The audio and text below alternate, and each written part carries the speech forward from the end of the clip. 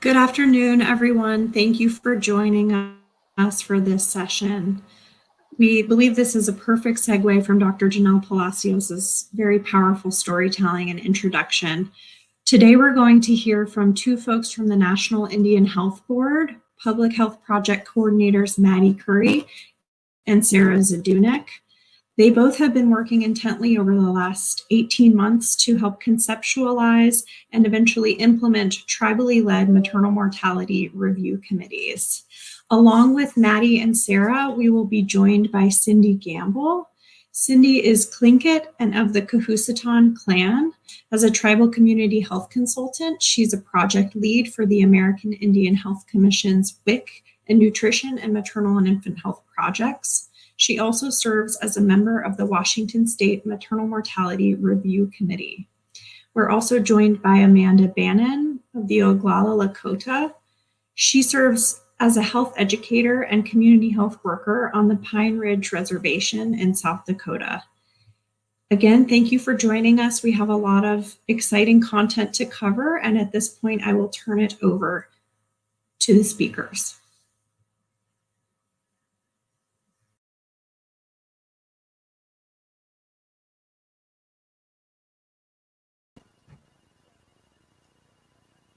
I think I'm supposed to unmute myself.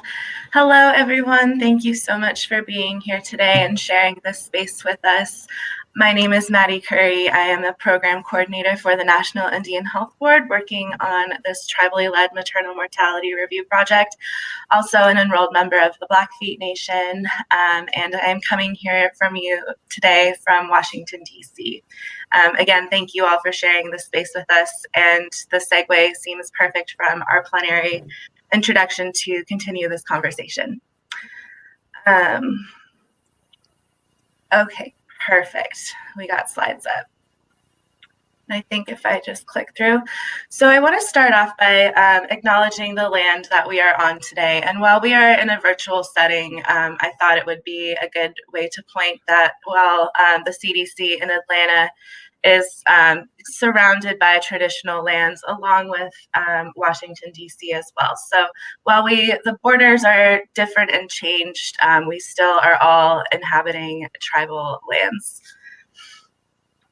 So really fast, we'll do for our presentation overview, I'm going to give you some background and context for this project and why it is so important for us to consider maternal mortality review committees from a tribal perspective. Then we'll go into what Amy was referencing for the last 18 months, what we've been working on with our year 1 projects and our year 2 projects. And then we'll go into next steps and hopefully open up with a panel if there's enough time. So to give you all some context for some quick statistics, pregnancy-related mortality ratio for AIAN women, and that's referring to American Indian and Alaska Native women, is 29.7 maternal deaths per 100,000 live births. This is about 2 to 3 times higher than non-Hispanic white women, which is our kind of ground level, base level. AIA women are 2 to 3 times more likely to die of pregnancy or birth complications than non-Hispanic white women, like I just said. And also preterm labor and obstetrical hemorrhage rates are twice as high than non-Hispanic white women as well. So when we think of adverse maternal health outcomes, we do consider the medical perspective, but we also have to consider the social determinants of health from a public health perspective. In a Native context, we must also think about historical trauma and systemic barriers, which I will go over in a few more slides. And when we think about these social determinants, we have to consider things like education, economic stability, the built environment that people live in, the healthcare systems that people have to interact with, and then also communities and social contexts that people spend their daily lives in. These determinants can all be linked to increased risk factors that are linked to maternal mortality. So a little bit of background with historical trauma. When we think of historical trauma, we have to consider the massive cumulative trauma that spans across generations. The 400, 600 plus years of colonization on these lands. It's not as limited as the diagnosis of post-traumatic stress disorder, which is inadequate in capturing the influence and attributes of Native trauma. When we think of historical trauma, also, I think this was touched or talked about in the plenary as well. These events of the forced assimilation caused by the United States government led to a complete breakdown of important social structures that were built up for tens of thousands of years. This has led to high levels of behavioral health problems, including substance use, along with sexual and interpersonal violence. And then also a very recent history of forced sterilization and infant separation causes mistrust between American Indian and Alaska Native women and their healthcare providers. The last boarding school, for reference, was closed in the 70s, so it is very recent to our people. When we think about historical trauma, we also have to include systemic barriers that were put in place by usually colonized white folks that didn't have any consideration for Native culture or the systems that were all pre-established. This has led to a very significant poverty rate. 26.7% of American Indian and Alaska Native people were living in poverty in 2017 compared to the 10.5% for the entire population. This also leads to food insecurity. In 2016, almost 40% of Native people on a South Dakota reservation were food insecure. And then also access to health insurance. Native women are twice more likely to not have health insurance than non-Hispanic white women. And I also want to bring up the importance of this map. We can see based on the dark green how remote and rural tribal reservations are. And you can imagine if a mother was having a significant medical emergency living hundreds of miles away from a hospital that could provide her with that needed care, it would be very, very difficult to get to a hospital like that. I see that, Amy. So when we think about these, and I know that was a very, very brief background of the context that we are currently working in. But when we think about tribally-led, we have to consider, why are we doing this? Why can't we just integrate tribal maternal mortality review committees into state-led maternal mortality review committees? Well, this is because tribes are sovereign nations. They have distinct needs in governance.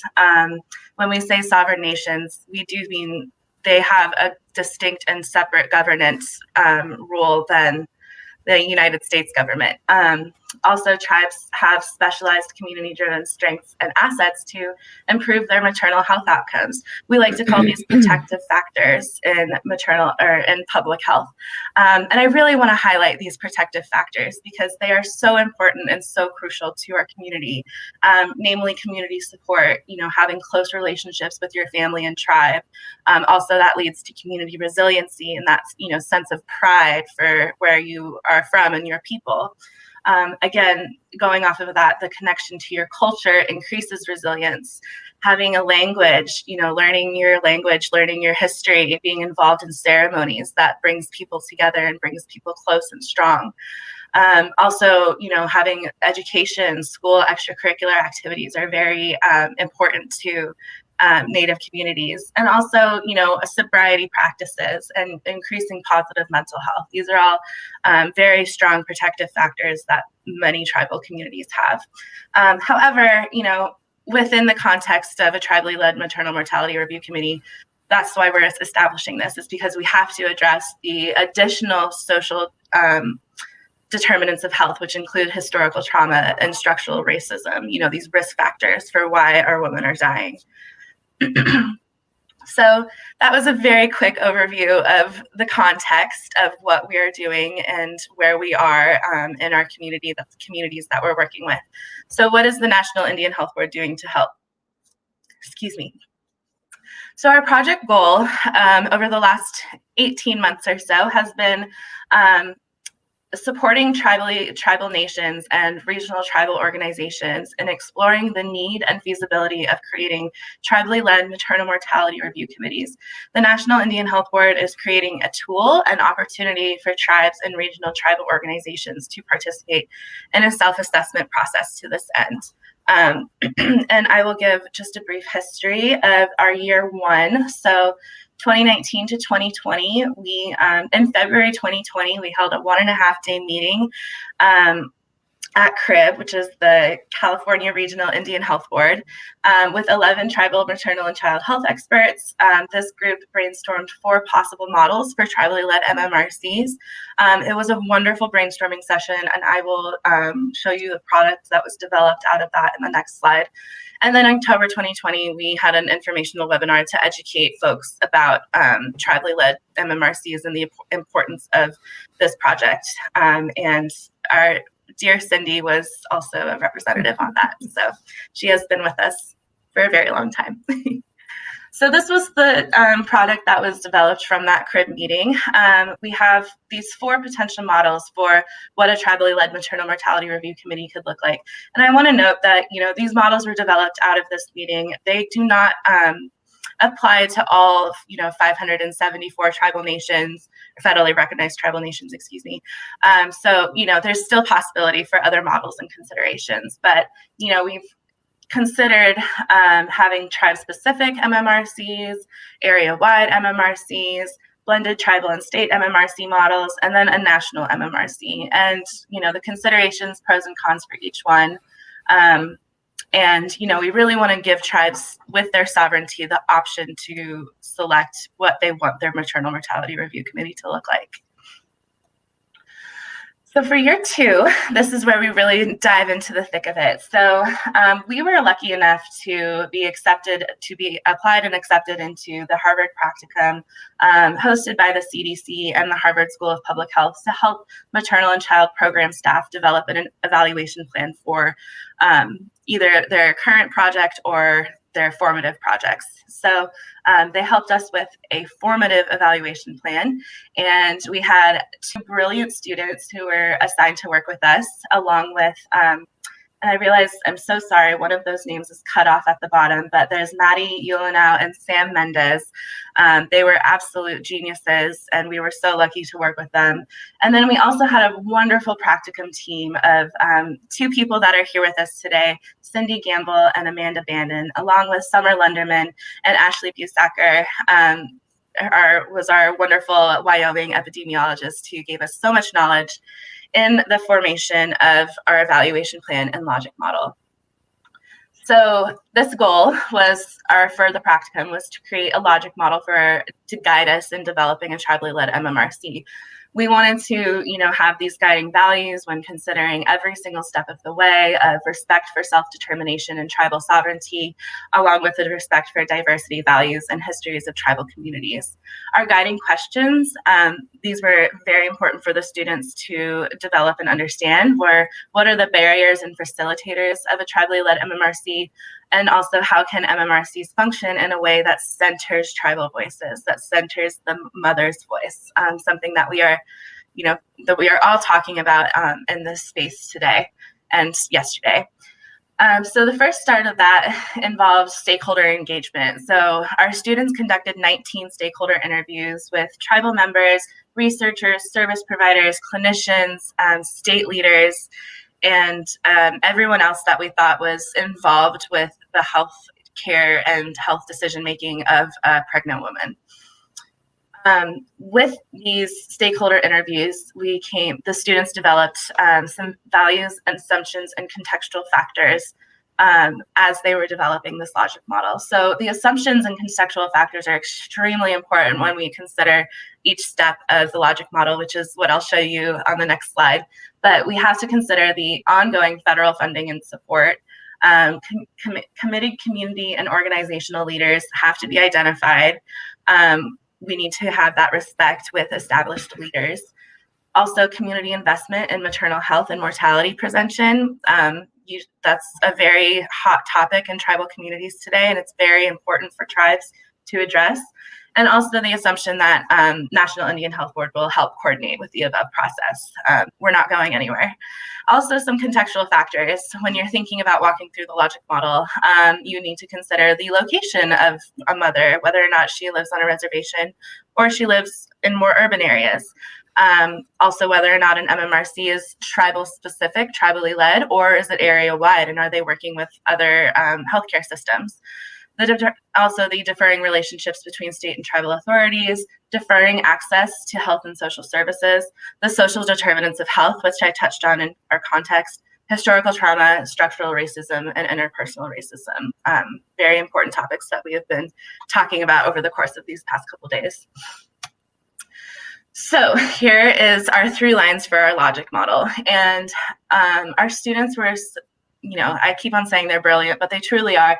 They developed these, what we call buckets for the logic model. And all of these arrows are going to be color coded in the next slide with their categories. So we've kind of separated them into buckets, like I said, of community, relationships, staffing, logistics, and data. And these are all things that are getting considered in the development of a tribally-led MMRC. And then in this, at the top 2, you'll see we have pre-process, process, and outcomes. We're still in pre-process phase. This is the development of what a tribally-led MMRC will look like. Once we move into process, that's the actual implementation of tribally-led MMRCs.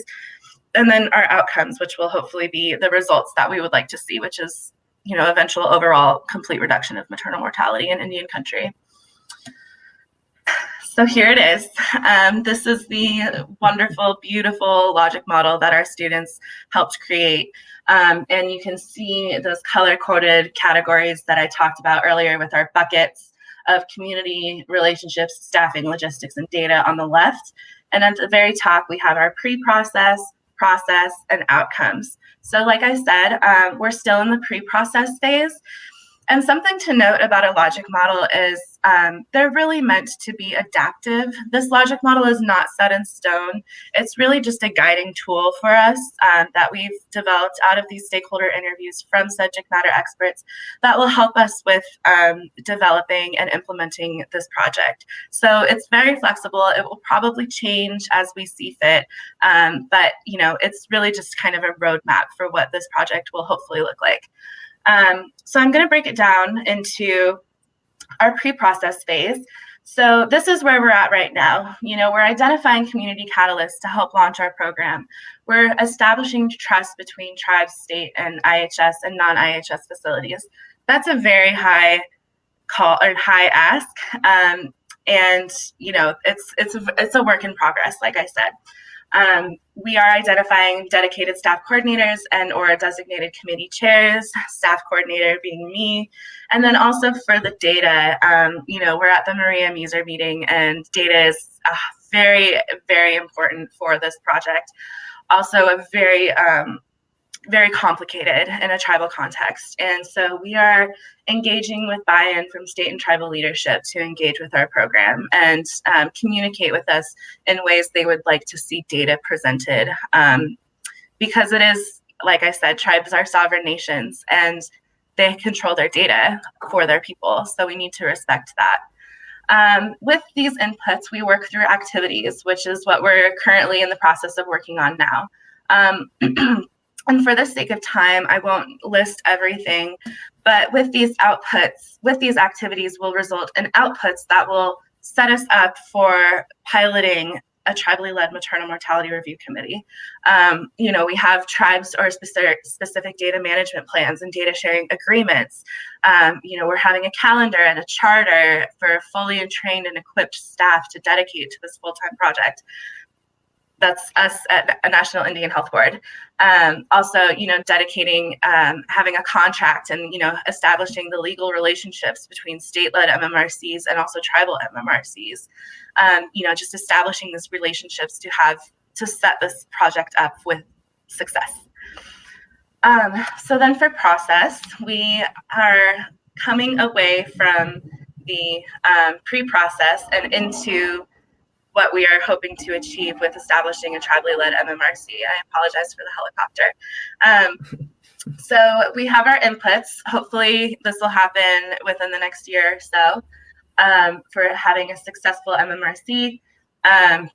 And I'll walk through the activities that we'll hopefully have. So each member will have the support they need to attend and participate fully in a tribal MMRC.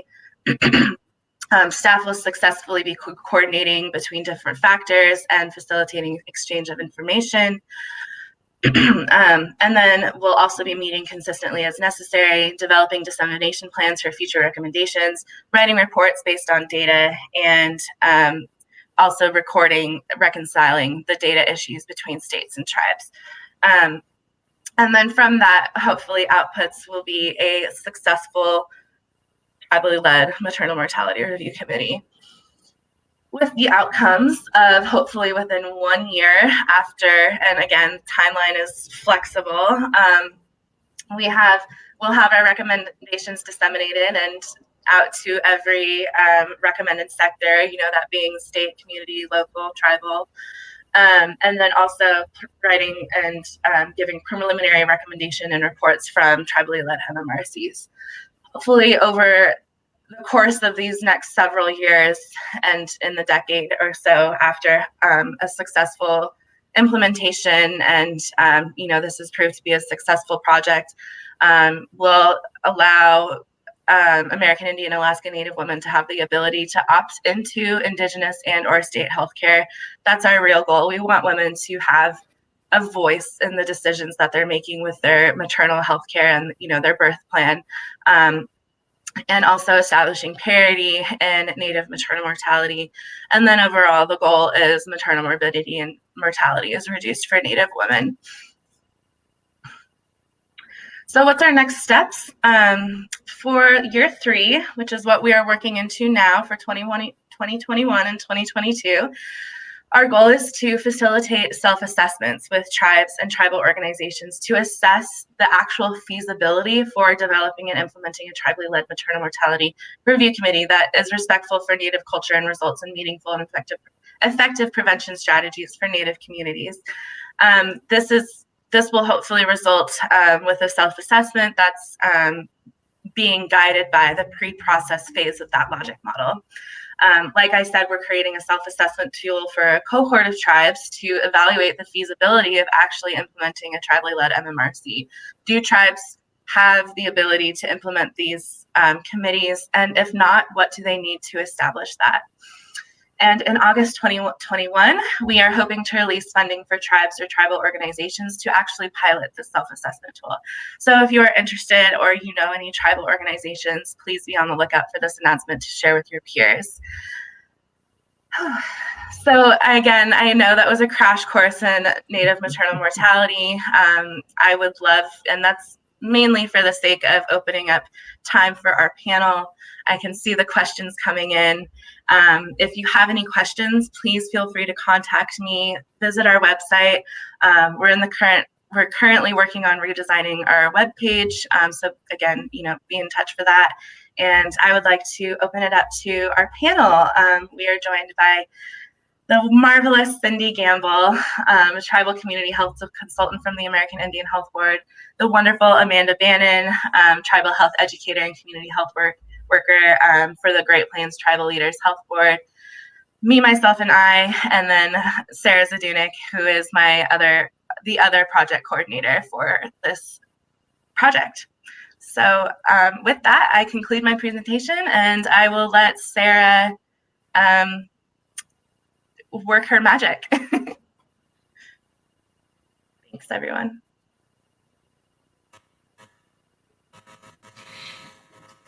Thank you so much. Hello, everyone. I'm sorry. I do see some questions coming into the chat, and I may be having audio issues. I may need to chat those in. I do see a question that's come up about identifying and choosing stakeholders to interview. Can you talk more about that process? Yeah, sure. So I really want to give the opportunity for Amanda and Cindy to speak and share their knowledge. But really fast for this project, we were our subject matter experts, Amanda, Cindy, and Summer, were able to help identify folks in the community who we thought would have the most knowledge, because it was a 2-week program, so we were on a pretty tight timeline. But, we had a great team of subject matter experts. The wonderful thing about this interactive project is that Cindy, Summer, and Amanda are subject matter experts. They are on the ground. They are working in maternal mortality in Indian country every day, or just maternal health in general. So they really were the key factors in getting our students set up with these folks. And then we also did stakeholder mapping, which is a very simple public health tool, but we really just consider, we like to put a sticky note of the, pregnant woman, mother in the middle, and then just think about whoever is involved with this woman's healthcare and with her healthcare decision making. And that could be, from policymakers to the doctor to, MEs, everything and anyone in between. Also, grandmothers, aunties, the, husbands, things like that. So hopefully that answers your question.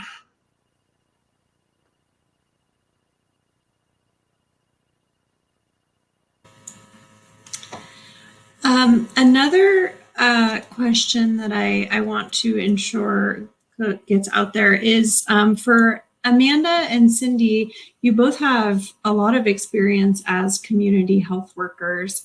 And I'm wondering if you can speak to why you think it's so important that folks from the community serve on maternal mortality review committees.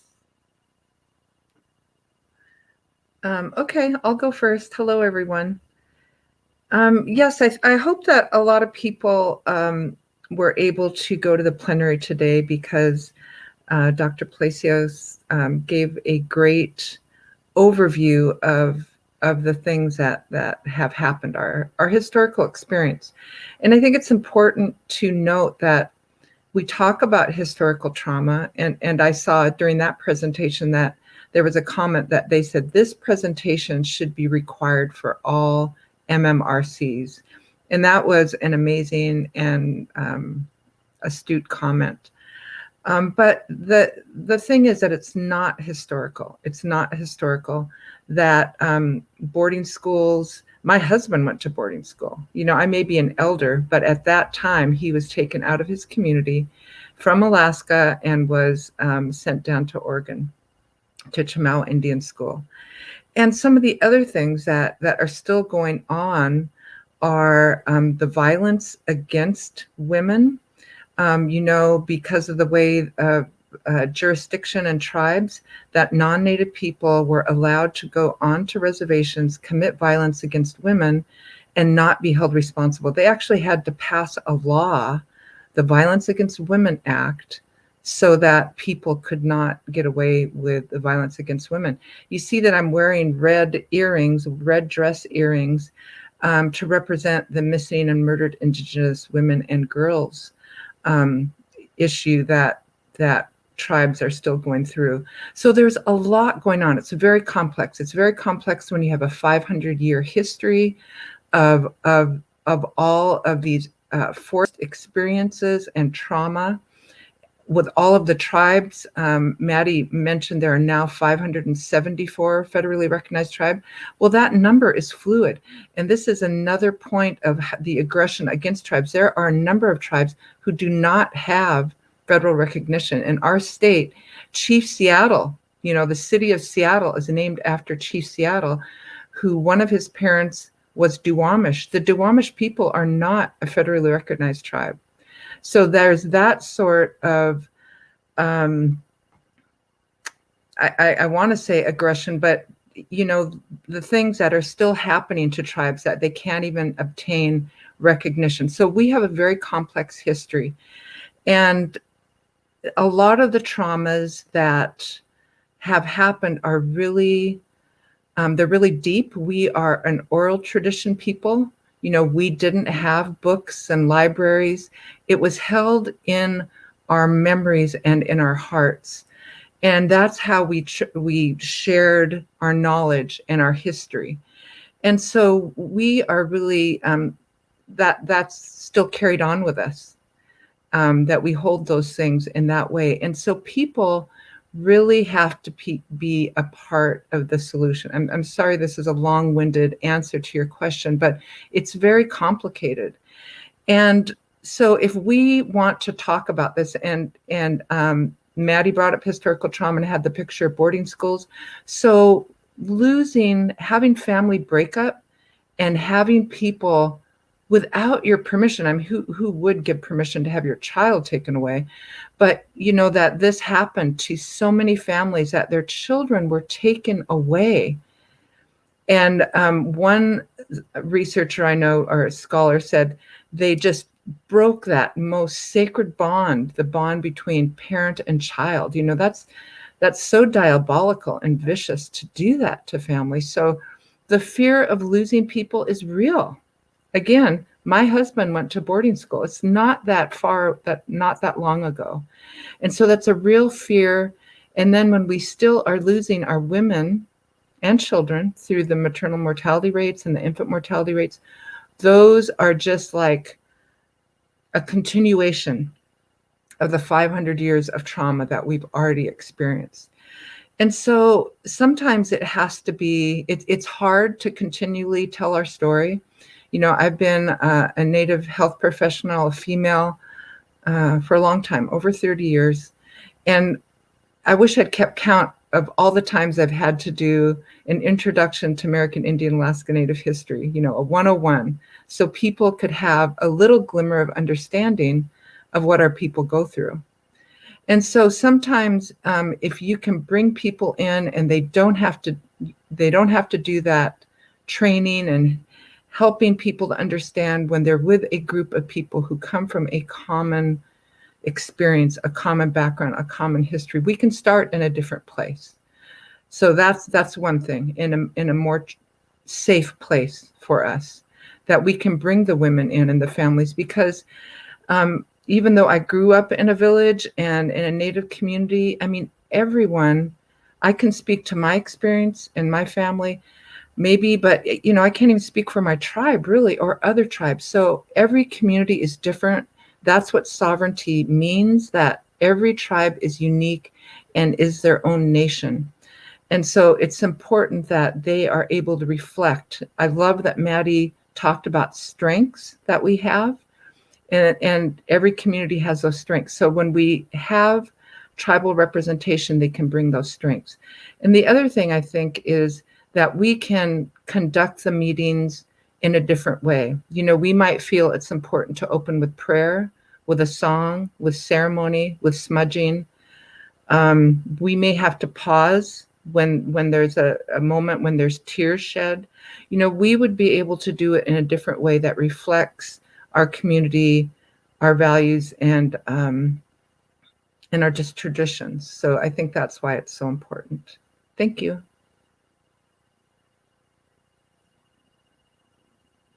Amanda? Yes, thank you, Cindy. Just to echo what Mattie and Cindy shared, it's incredibly important to honor the diversity amongst tribes. Each has their own language, history, values, spirituality, and all of these elements come into play when establishing an MMRC in a tribal community. I work with the Healthy Start program in Pine Ridge, South Dakota, and what I've learned is that the experience of my relatives is much different in birth and in prenatal care than their white counterparts. And IHS is historically underfunded, which makes access to healthcare an issue, you know, as well as just the nature of many of these communities being very rural. Women may have to drive hours to get to a clinic or to healthcare. So you can understand if there is an emergency, that access to healthcare is not something that is easy to find or quick to find. And as Cindy mentioned as well, missing and murdered Indigenous women, it's a crisis in our communities. And so women are at risk in our communities for many, many reasons. And it's important to keep that in mind as well.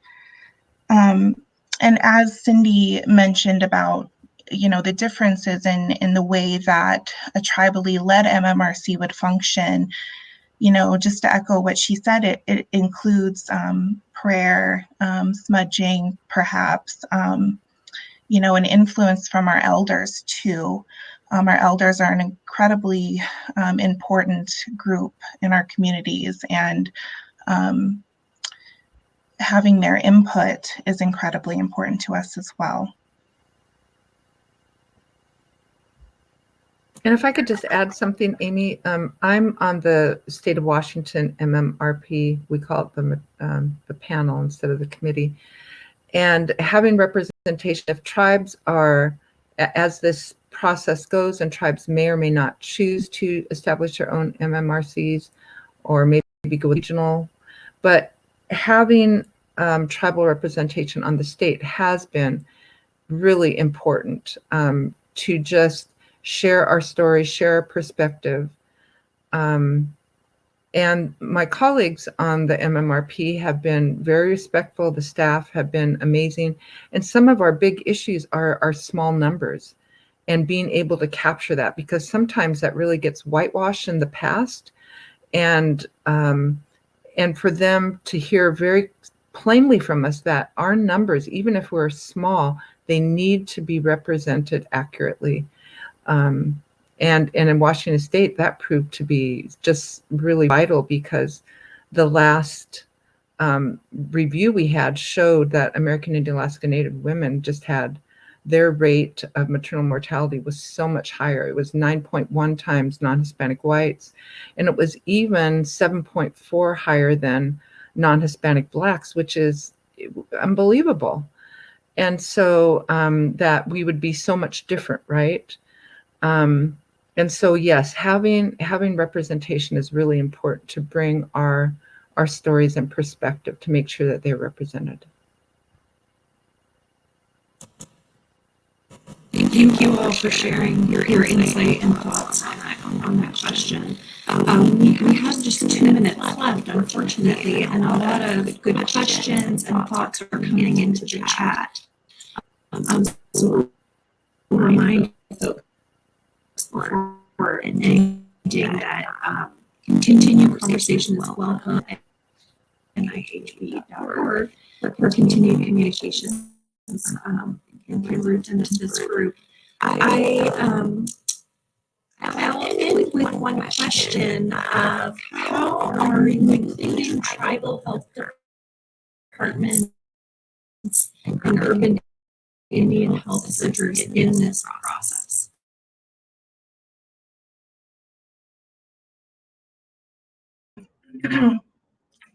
Amy, sorry, your mic was pretty heavy with some feedback there. But I think if the question you're asking is how are you including tribal health departments and urban Indian health centers in this process? Is that what you're, okay. We are still in the midst of our pre-process formation. So this is where we are starting to reach out and communicate with tribal health departments and urban Indian health centers. These are some additional stakeholder interviews that will have to be conducted. However, there is not a lot of attention into maternal mortality. I mean, I know we're in the space of Maria user meetings, but this is not something that I don't want to speak on, speaking from personal experience, this does not seem like something a lot of people are aware of. As Cindy mentioned, we need American Indian Health 101 for many people. And that just speaks to, the undereducation, but even within our own communities, maternal mortality is something that's not quite recognized. But there's a huge amount of momentum from, community leaders, women in our communities that are trying to get this recognized and this visibility. That also, goes along with the MMIW projects that are all happening around the country. And I don't want to cut off time, but yes, we are in the process of engaging. Okay.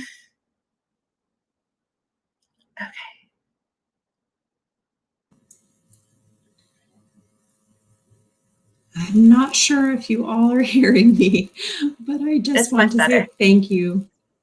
Great. I'll keep it simple and say thank you to Mattie, Sara, Amanda, and Cindy. We appreciate your time and wisdom here today.